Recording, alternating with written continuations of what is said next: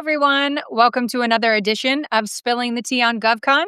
I'm Teresa Moon, Director of Market Strategy for Parabolis. We are the preeminent partnership for government contractors, providing holistic support that includes a line of credit to fund your growth. The purpose of this podcast is to assist small businesses with success in the federal marketplace by introducing them to industry experts and resources that they may not otherwise know about. Today, we welcome our longtime friend, business partner, and recurring guest of the show, Judy Bradt, CEO of Summit Insight. They offer hands-on strategic advisory to government contractors, helping hundreds of clients win more than $330 million in government business.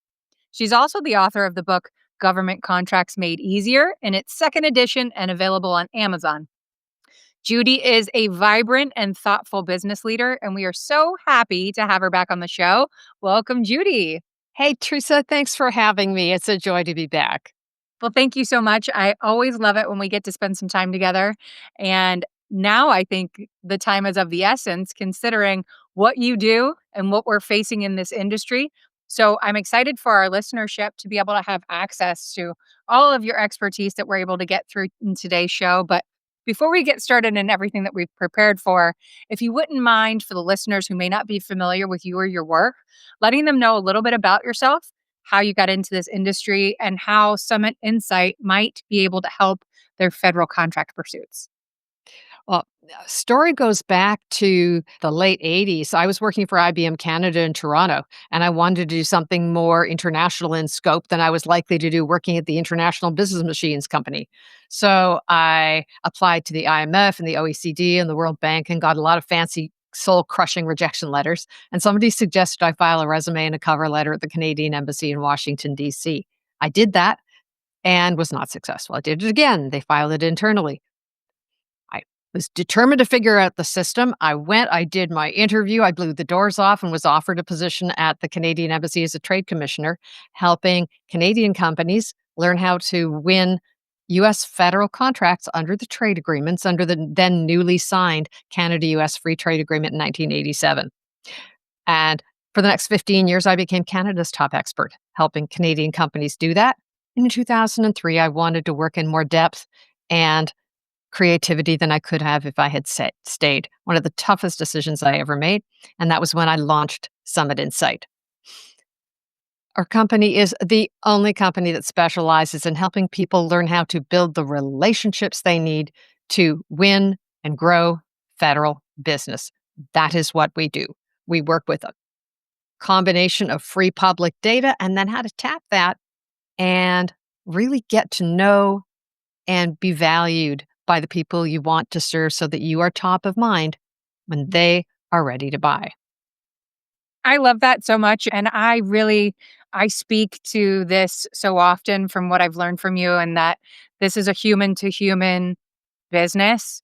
And too often we get distracted and become a little too mechanical in the way that we try to do business, when at the end of the day, it's just like building a relationship in general and starting a friendship. And people like to work with people that they know and that they trust. And you say that all the time. And the way that you do that is by building a relationship that is, obviously has an objective at the end for professional purposes. However, it's still just people helping people. And, we all put our pants on one leg at a time, unless you're, really talented and you can do them both at the same time. I, however, would not be able to do that. So I'd be impressed by anyone who could do that. But I love that about your approach, because you make it about a personal relationship. And I think so many people can relate to that. And it tends to break it down to that next layer so that there's not so much anxiety involved in the process of trying to get to know someone, even though you want to do business with them as well. And so I love that about the way that you speak to your listeners and to the people who rely on you for that type of information. And it definitely is something that I can relate to. So thank you so much. Thank you. Awesome. So, in preparation for this discussion that we've entitled Micro Engagement Mastery, How to Stay in the Game When No One is Buying, I think that this is particularly poignant right now because we have so much change emerging in our industry. So I'm sure this is going to resonate as well with so many that are tuned in. So I want to get started. My first question for you is, how do you stay top of mind when the answer isn't no, but it's not right now?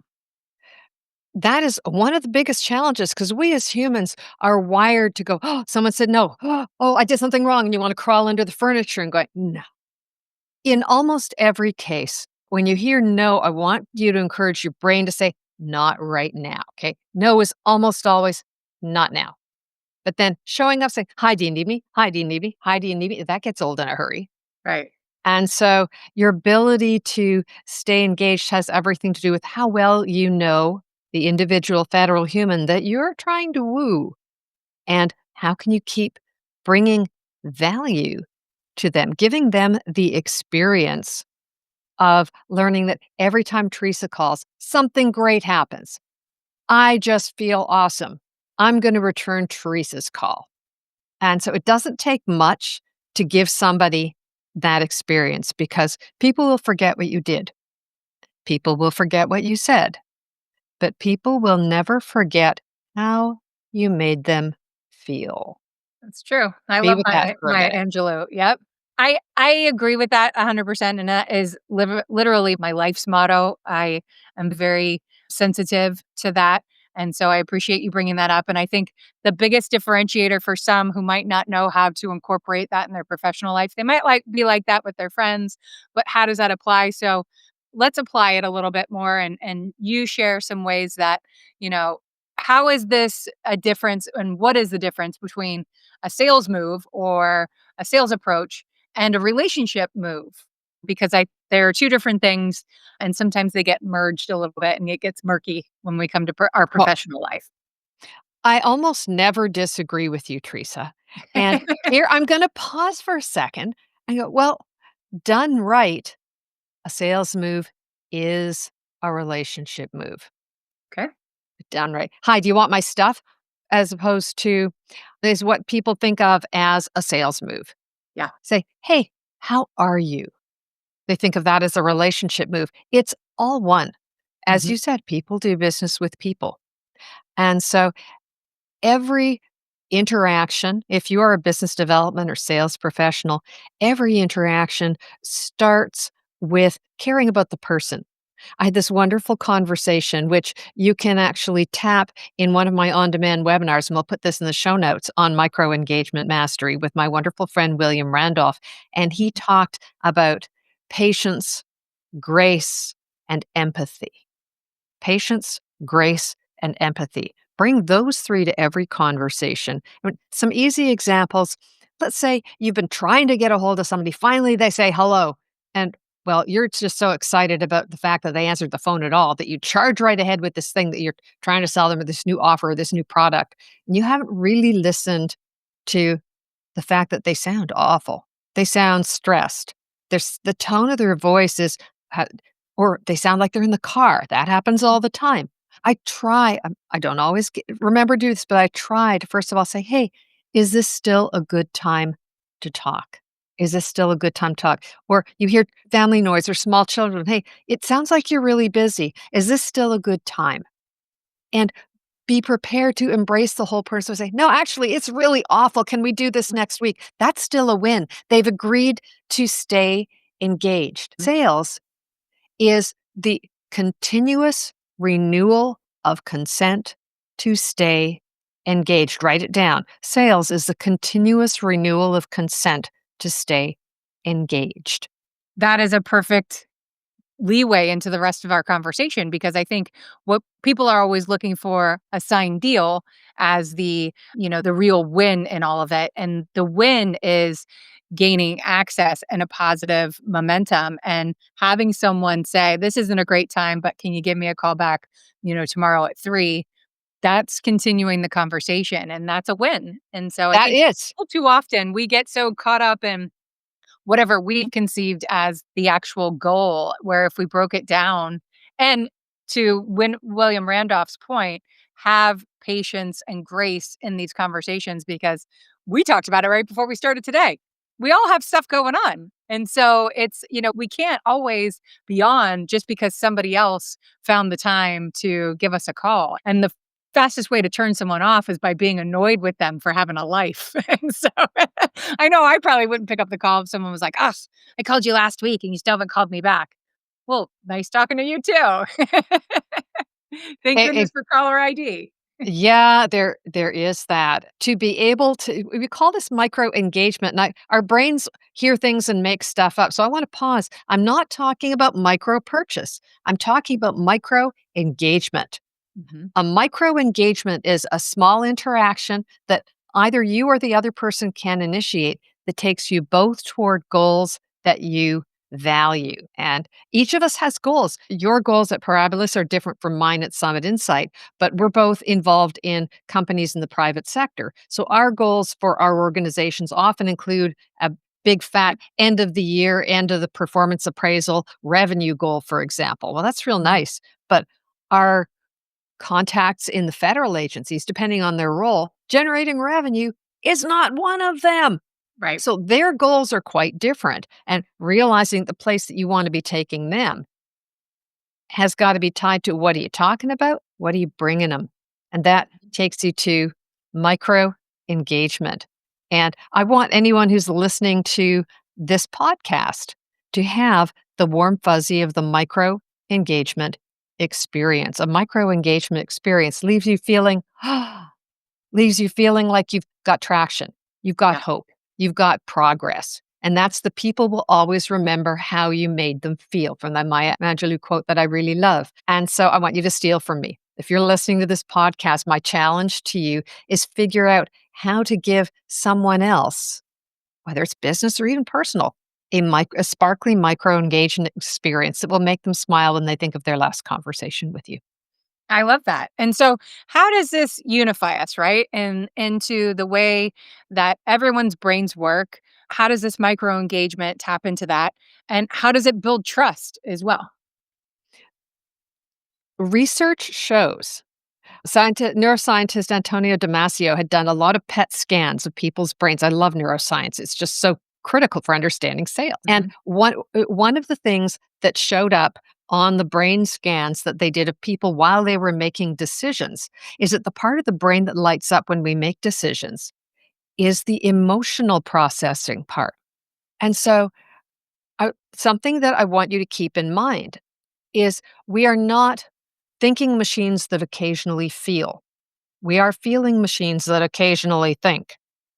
And so, other research shows that I want you to think about if you're listening to this, and Teresa, you think of one, you don't have to tell me the answer, but I want you to think of a really big personal life achievement. Maybe it was bought our first home, or got my PhD, bought my first boat, sold my last boat, whatever that thing is. I want you to think about that thing.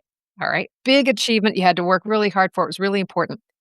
How long did the woohoo feeling last for you? That I want you to tell me. How long did the woohoo last for this big, huge honking achievement? I mean, the one that I'm thinking of, it's still when I think back on it, I still feel that. It might not be as grandiose as it was on Okay, day but 1, but I the really sharp, how long oh, did that that was one last? The peak. probably a week. There you go. Took you years to get to this thing. You didn't know whether Yeah, it was gonna happen. A week, maybe. yeah. And so you're not alone. Research shows, however, that the power or the intensity of that woohoo feeling of had a good thing happen, because our brains give us a dopamine reward when we do more of the things that our life experience shows help us be successful. But the intensity of the woohoo, the dopamine hit, is almost as much for found my car keys as it was for got my PhD. Wow. And so instead of despairing about that, realize that it doesn't take much for you to create a little woohoo that's very sticky for Mhm, someone else that you're talking to acknowledge that you heard them and you're happy to reschedule. And they feel, mhm. oh, good, I was just feeling under so much pressure and I don't have time for this today. You cared for them. Or they say, hey, the thing I really need right now, I'm stuck. I need an obedience school for my puppy who's been whining all night and keeping all of us up and it's making us crazy. And go, I know a great obedience school. I know 3 of them and I'm going to send that to you in an email. Well, great. Does it have to do with selling things? No, but are they going to remember you next time? Yep. Right. Contracting officer might go, you're going, you could sole source this to me. And you're going, and they're going, no, I don't think so. The amount of work that's going to take and the amount of audit and the amount of, just no. I'm going, instead, go, I can give you a list of 5 different service-disabled, veteran-owned, women-owned businesses in a hub zone that you could compete this among, show that you shopped, I'm happy to be in the mix. Or, "Hey, the thing you most need is not something I do, but here's 4 people that have similar contract vehicles and set-asides, you could probably shop it there, show that you shopped, and Mhm. get on the way."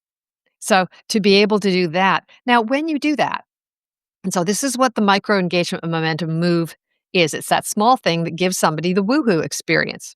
Mhm. This works because research, including by relationship researcher Brene Brown at the University of Houston, has Mhm. shown that trust is built one small interaction at a time. That's the very definition of micro engagement. Think about Okay. trust as a jar. And you put marbles in the trust jar. This is the analogy Brene Brown makes. And you Yep. want to fill the jar up over time. And so that is what these small moves make. And that includes, did you do what you said you were going to do? Did you do it every time? So when you leave a voicemail, and you can come back to voicemail and what works and what doesn't and why voicemail is so important. You leave the voicemail, you talk about the email that you're just going to send and you're sorry you missed them, but check your email. And if I don't hear from you by Wednesday at noon, I'm going to call you back Friday morning. Mhm. Now, here you've done a thing and they get that voicemail. They're going to look in their email and go, did she send the email? Dang, she sent the email. I'm not going to call her on Friday. I'm going to wait and see if she calls Friday morning. There's Wednesday night comes and goes. They don't call. There's Friday midday. I'm calling back. I leave another voicemail. Hey, it's Friday. Sorry we missed each other this week. Gonna leave. I got a thing related to the stuff we talked about. Check your email for that. And I'm going to try you again Monday afternoon. I'm going, she's good.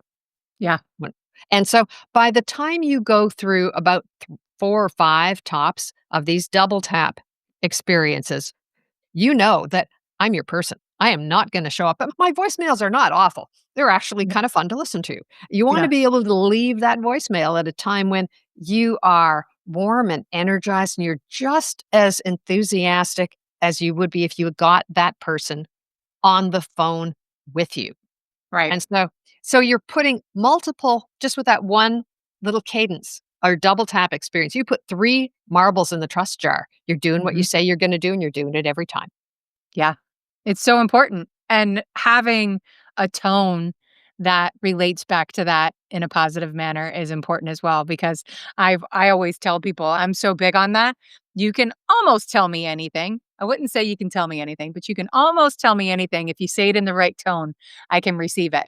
There's something about my personality that really relies on that portion of it. So tone is super important, especially when there's no one on the other side and you're leaving that voicemail. You don't want them Exactly. to misinterpret the tone. That's why voicemails are so important because the email doesn't convey the tone as well as a And voicemail text can. is all of us have been involved in text exchanges, and text is notoriously devoid of nuance. Boy, Yes. can you get something going way off track. Don't even get me started. So Yep. these are emails, they're voicemails that you want honestly, I squandered my undergraduate career as a competitive debater. And we weren't one of the rules of the competition circuit I was on was Mhm. you were prohibited from reading your speech. You could refer occasionally to notes. So working from a Right. script for me was very hard because it was just hammered into me that thou shalt not read. Right. You're leaving a voicemail? Yeah. Work from a script. I ask people who loves voicemail. Everybody goes, I go, all right. I'm going to bring out my favorite consulting tool. Here we go. Who would like 30 seconds of uninterrupted attention right inside somebody's brain? Oh, Yep. everybody wants that. That's what voicemail is. And Yes. so you want to set yourself up for that, whether you have to be caffeinated or freshly exercised or just shaking the wind out of your hair. Show up ready and warm and engaged. Do not leave oh, geez, I promised to do 12 calls by the end of the day. Can I whack these out between 4:45 and 5? Do not do that because that's going to sound like you're whacking through stuff. That's going to lead to the kind of call that my friend Dottie Romo, who was a contracting professional in justice, she's now over at Treasury. And so what's the reason why contracting officers don't return calls? She said, mean voicemail. I said, Dottie, who would leave a mean voicemail for you? What does that even sound like? So here, he said, hi, it's Sarah. I'm calling you for the 3rd time this week, and I really need to know this thing for the RFP because I've got to get it done by Friday. Call me. Who are you again? Sarah's not getting that call back, baby. That's right. Quickest way to forget your name, Sarah. I love that. I think, when I hear you speak it out loud, it sounds like common sense. However, common sense is not always so common. And so I'm glad that we're reiterating this and that you use this as one of the tools in your basket that you offer to people because I think people sometimes don't have great self awareness. I like to think that I do. However, We are I'm sure there are many in my human. life. That's I mess right. up on this stuff multiple times every freaking week. Right. Well, being able to admit to that on all accounts is far ahead of most. And It's so, fine. yeah, I appreciate that more than you know. So we've talked about the voicemail. We've talked about the grace and the patience in the actual getting someone on the phone.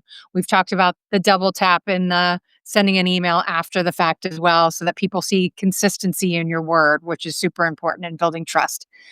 Are there any other recommendations for different methods of outreach that you recommend? Absolutely. I put together some suggestions for what I call micro engagement momentum moves. I have a set of 10 and I have field tested them. I've talked to actual contracting officers who said, "Hey, would you be hot, warm, or cold on if somebody did this or has somebody done this for you? What do you think of this?" And all of these got a warm or hot read from contracting officers. Not everything works every time with everybody, and Right. these only work. Remember, this is not something to dump into your digital marketing machine. This is something you do person to person after Mhm. researching what's important to that person. And I can take a quick run through a few of these. I also have a download guide that will give you all 10 and includes the contracting officer rating of these moves, the micro engagement momentum moves guide. And that's free. You can grab it off the download sections of my website. Are you ready? Yes. Okay. I'll pull just a few that were really hot. One of them is to say, saw this and thought of you. You're not even expecting a response, but and that might not one of the contracting officers I talked to said, "Don't just give me the same old white paper." Said, "Hey, I saw this thing and it relates to your responsibilities. I saw this conference coming up and it's free and it's online and you could go and it's only an hour and it's right about the issue that you talked about." Or, "I saw this article."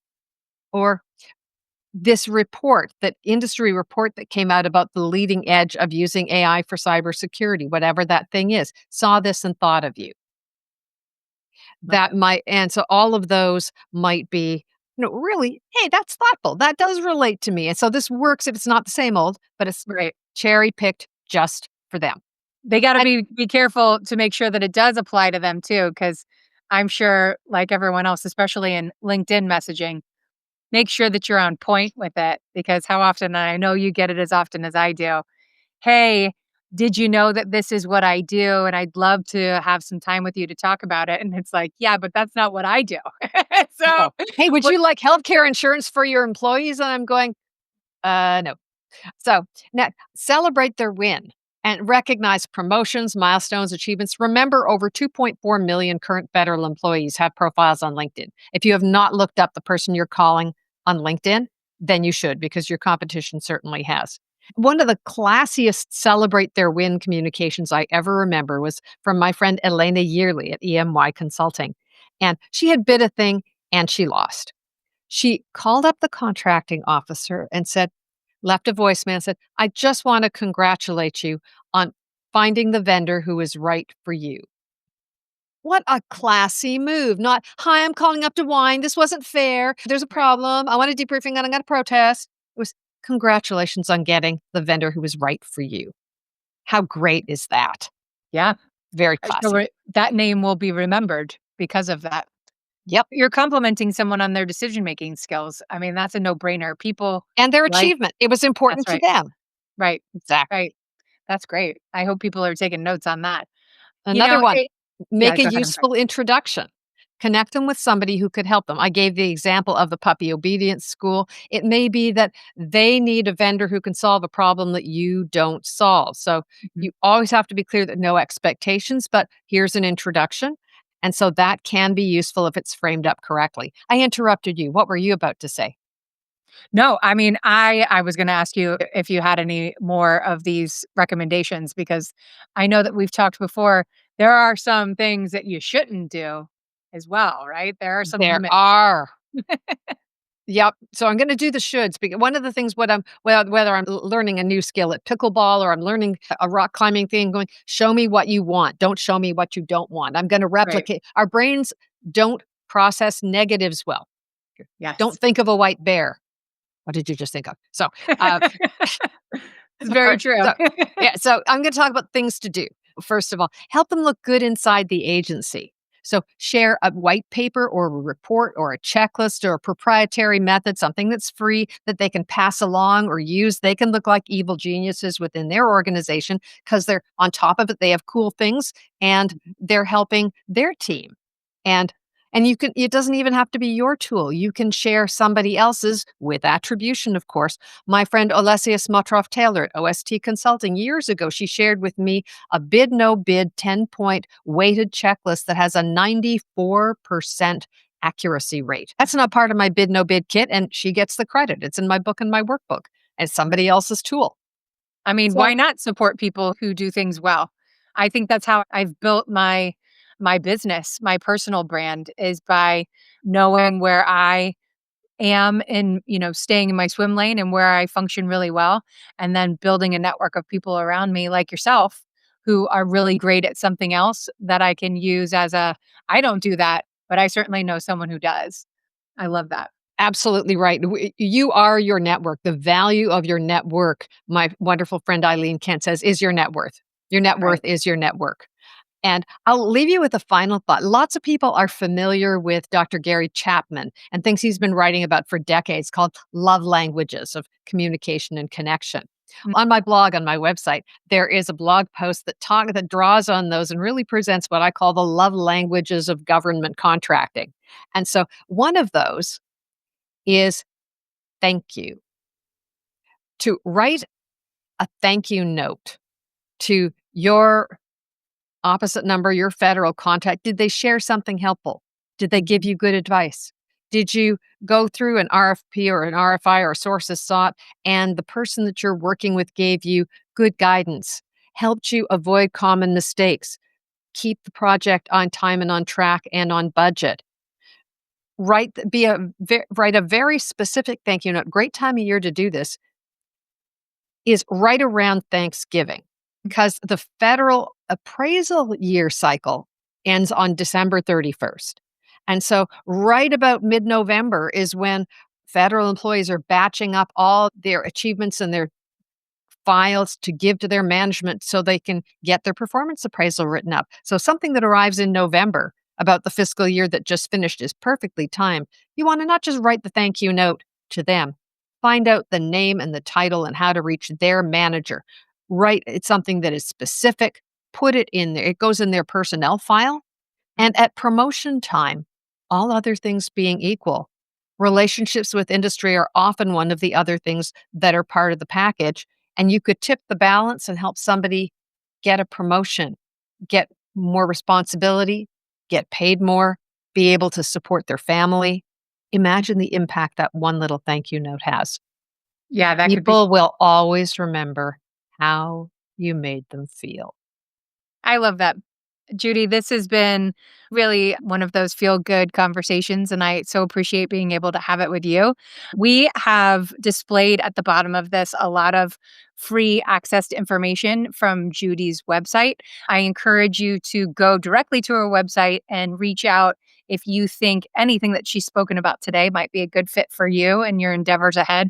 You're one of the very best in this industry, but outside of that, you're a wonderful person, and I super appreciate you sharing your expertise with us today and getting to spend a little time with you. It's been too long.